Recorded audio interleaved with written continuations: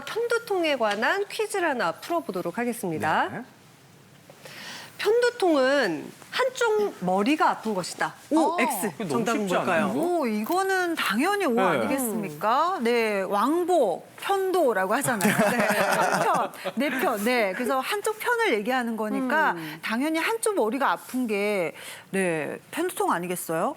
당연한 거 아니에요? 당연한 건데 이걸 네. 질문이라고 내시면 어떡하십니까, 선생님? 네, 출제자의 의도를 파악하셔야죠. 정답은 X입니다. 어머, 진짜 의외인데 이거는. 네. 예. 그러니까 우리 앞에서 우리 박 교수님께서 이게 그 박동성이라고 말씀드린 게 혈관이 있는 곳이면은 어디든지 두통이 올 수가 있는 것이거든요. 그래서 실제로 조사를 해보면은 한쪽 머리만 아픈 경우보다는 양쪽이 아픈 경우가 더 많은 걸로 되어 있습니다. 그래서 편두통은 이제 혈관성 두통이기 때문에 그러니까 박동이 뛴다. 그래서 저는 편두통이라고 말씀드린 것보다는 혈관이 박동이 뛰듯이 그래서 욱신욱신 쿵쾅쿵쾅 어떤 환자분은 벌떡벌떡이라고 얘기하시는 경우도 있거든요. 그래서 약간 특성이 좀 다르겠고요. 이와 이제 비교되는 게 이제 긴장형 두통. 이라고 말씀드리는데 대개 이제 어떻게 표현을 하시냐면은 뒷머리에 뭐가 올라온다, 뻗친다, 쪼인다라고 얘기하는 그런 경우는 이제 긴장형 두통인데 이 편두통이라고 하는 거는 그 심한 정도가 긴장형 두통과 너무 차이가 많이 나는 거고요. 일상생활에 지장을 초래할 정도로 뭐 평소에 먹지 않았던 음식이라든지 평소하고 좀 일상생활하고 어긋난 뭐 불규칙한 식사라든지 수면의 어떤 과다, 불면증 이런 것으로 인해서도 생길 수가 있는 것이거든요. 그래서 가족력이 또 있는 경우도 흔히 있겠고요. 네네. 그래서 이런 전조 증상이 있는 편두통과 전조 증상이 없는 편두통으로 두 가지가 갈리는데 대개는 이제 전조 증상이 있는 경우에는 그 환자분이 느낍니다. 아, 이러다 머리가 아프겠구나 하는 그런 증상을 느끼게 돼서 그때 바로 치료하시면은 좀 고통이 덜하겠지만 네. 또 전조 증상이 없는 그런 편두통인 경우에는 또 그때 쓰는 또 약제가 따로 있기 때문에 네. 정확한 진단을 우리 신경과 교수님과 상의하셔서 진단을 받으시고 적절한 약제를 선택하시고 치료를 받으시는 게 고통이 덜하겠습니다. 네, 지금 뭐 편두통 얘기만 했을 뿐인데 벌써부터 티벗에 글들이 많이 올라오고 있습니다. 증문즉답 시작해 볼게요. 네. 자, 첫 번째 궁금증 한번 풀어봅니다. 네. 저는 53세 여자입니다. 젊었을 때부터 편두통으로 고생을 했는데 한 달에 한두 번 정도 심한 두통이 있었어요. 40대 후반이 돼서는 편두통은 좋아졌는데 두 달 전부터 머리가 아파서 진통제를 먹고 있는데 약효가 없어지면 다시 아파서 요즘에는 거의 날마다 진통제를 먹고 있습니다. 이렇게 계속 진통제를 먹어도 되는 건지 모르겠어요. 아니, 아우, 너무 고생하시네요. 보통 약도 네. 내성에 생긴다고 하잖아요. 근데 거의 그러니까요. 매일같이 드신다고 네. 하는데 이거 괜찮은지 궁금합니다, 박 교수님. 예, 지금 사연 올려주신 분이 거의 아주 정확하게 이제 기술을 해주셨고 네. 어떻게 보면 이제 진단도 말씀하신-거나 다름이 없습니다. 그래서 편두통은 이제 나이가 드시면 대개 이제 40대 후반, 50대 이렇게 되시면 좋아지는 경우가 많이 있고요. 다만 이제 편두통이 있을 때 약을 복용하시게 되는데 약을 너무 자주 복용하시게 되면 약 때문에 두통이 생기는 경우가 있거든요. 그래서 사연과 같은 경우에는 이제 약물 과용 두통이라고 해서 약을 좀 과용하셔서 생기는 두통이 같이 병합됐을 걸로 생각되고 이런 경우에는 이제 약을 끊으셔야지 두통이 좋아지게 됩니다. 네. 근데 선생님 오죽 아팠으면 그렇게 약을 달고 드셨는데 그러니까요. 이거를 중지하거나 정말 안 먹게 돼도 가능한 건가요? 괜찮을까요? 더 아플 것 같은데. 예. 이제 약을 이제 끊게 되면 이제 원래 두통이 이제 나타나게 되거든요. 예. 그래서 그럴 때 이제 원래 두통을 갖다가 적합한 약을 갖다가 쓰면 되는데요.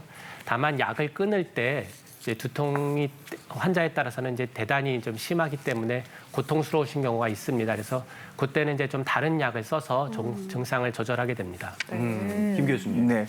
그러니까 앞서 잠깐 말씀드린 편두통이 생겼을 때 먹는 약. 그러니까 지금 현재 머리가 아프다. 이거 좀 가라앉혔으면 할 때 먹는 약과 아예 오지 않게끔 예방하는 약 서로 다르거든요. 근데 사례자 같은 경우는 이제 생겼을 때, 두통이 생겼을 때 먹어야 될 약을 계속해서 반복적으로 지속적으로 드시다 보니까 결국 약물 과다에 의한, 약물 과용에 의한 두통이 생기시는 거거든요. 그래서 편두통을 예방하는 약제로 바꾸실 건지 아니면 편두통에 있을 때 먹는 약들 두 가지를 구분하셔서 드시는 게 맞겠고 그거는 이제 과거에 주치 선생님과 상의하셔서 다시 처방을 받으시는 게 편두통을 치료하는 것도 되고 약물 과용으로 한 두통도 치료하는 그 두 가지 효과를 같이 하겠고요.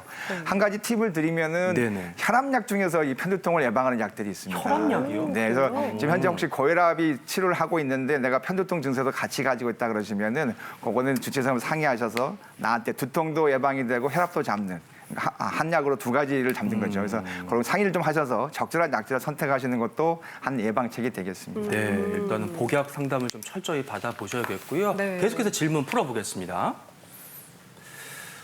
저는 한 달에 서너 번씩 머리가 아픈데 증상을 보니까 편두통이었네요. 근데 저는 이상하게도 특정 음식을 먹으면은 머리가 아파요. 이거 우연일까요? 아니면 이 음식이 저랑 안 맞는 걸까요? 근데 보통 음식을 잘못 먹으면은 왜 배가 아파야지 머리가 아파요, 교수님? 예, 희한해요. 예, 실제로 저한테 오신 환자분 중에서 자기가 급체를 했다. 네. 그래서 토하고 막 뭐 메스꺼리고 토하고 머리가 아파서 저는 오늘 내시경 검사를 하러 왔어요라고 한 경우가 있었습니다. 근데 자세히 물어보니까 이분은 이 구역구토라고 하는 게 편두통이 오기 전에 오는 전조 증상이었던 거죠. 사실은 내시경을 하실 필요는 없는 거고 차라리 검사를 한다 그러면 이제 몇 쪽을 검사해야 되는 이런 상황인데요. 네. 어떤 특정 음식 때문에 편두통이 유발될 수는 있습니다.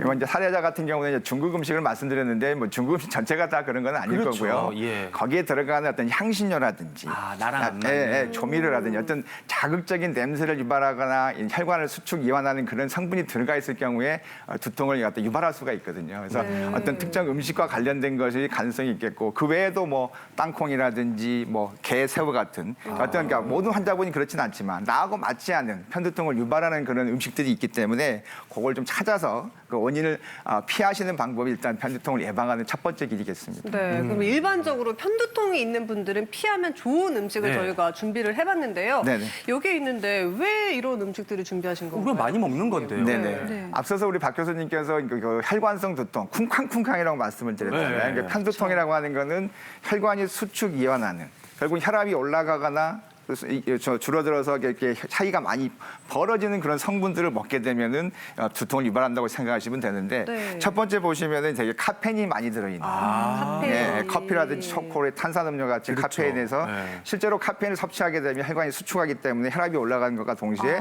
두통이 유발될 수도 있겠고요.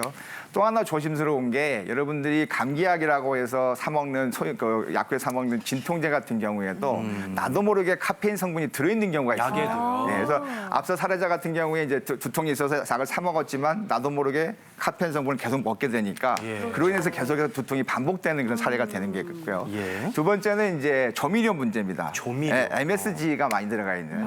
MSG가 이제 모노소듐 글루탐산이라고 해서 글루탐산 나트륨이죠. 네. 나트륨이니까 좀 짜지 않고 이제 어쨌든 혈압에 관련되는 압이 올라가는. 그러니까 조미되어 있는 모든 가공식품들은 한 번쯤은 의심을 해보실 필요가 있겠고요.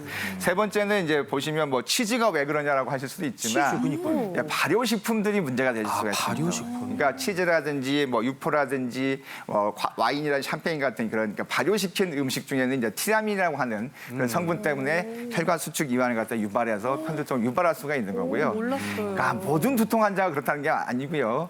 편두통 환자들께서는 이런 음식 중에서 혹시 나하고 맞지 않는 음식이 있지는 않는지 꼭 한 번쯤 확인하셔서 그걸 조금 자제하시는 게 좋겠습니다. 네.